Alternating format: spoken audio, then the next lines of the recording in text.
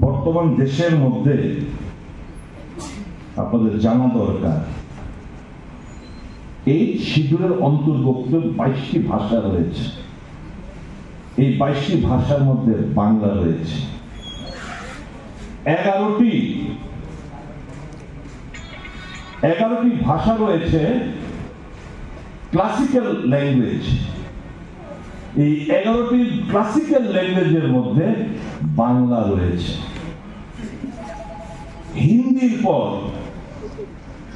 ভারতবর্ষের মধ্যে সবচেয়ে বেশি ভাষা যে বাংলাতে বলে সেটা হচ্ছে বাংলা ভাষা, তারপর মারাঠি।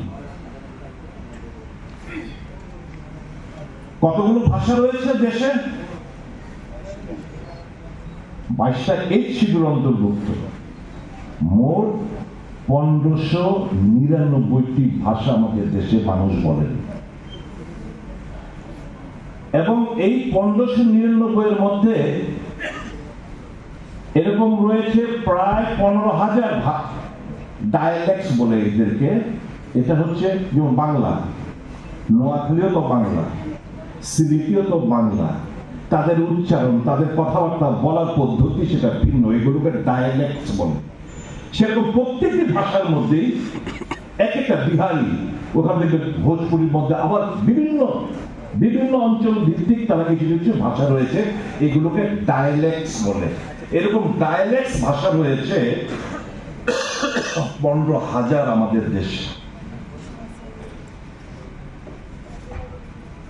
ককবরক রয়েছে আমাদের এখানে। ককবরক ছাড়া আদিবাসী প্রচুর ভাষা রয়েছে। প্রত্যেক ভাষাকে আমরা সম্মান জানাই, এবং এই ভাষাগুলো যেন হারিয়ে না যায় সেগুলোকে উজ্জীবিত রাখার জন্য, জিয়ে রাখার জন্য কংগ্রেস সরকার থাকাকালীন নানাভাবে এদেরকে অর্থ, তাদের পাঠ্যপুস্তক, তাদেরকে প্রাথমিক স্কুলগুলোতে পড়াশোনা চালানোর ক্ষেত্রে প্রচুর দেধা টাকা প্রত্যেকটি রাজ্য সরকারকে দেওয়া হতো, যেগুলো বর্তমানে বন্ধ করে দেওয়া হয়েছে। এখন দেবনাগরী স্ক্রিপ্ট এবং শুধু সংস্কৃত চর্চার জন্য যে পাহাড় পরিমাণ টাকা খরচা করা হয়েছে, ভাষার তো উন্নয়ন হয়নি, সবগুলো লুটে ফুটে নিয়েছে। কাজে আমি কথাগুলো বলছি কারণ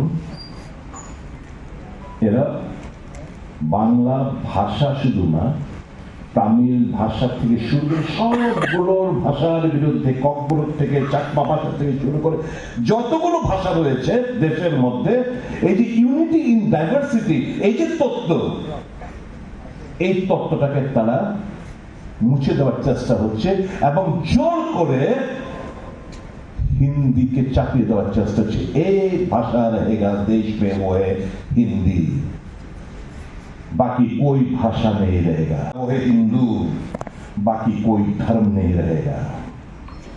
एक देश रहेगा हिंदुस्तान, भारत इंडिया का नाम पोछ दो, मिटा दो।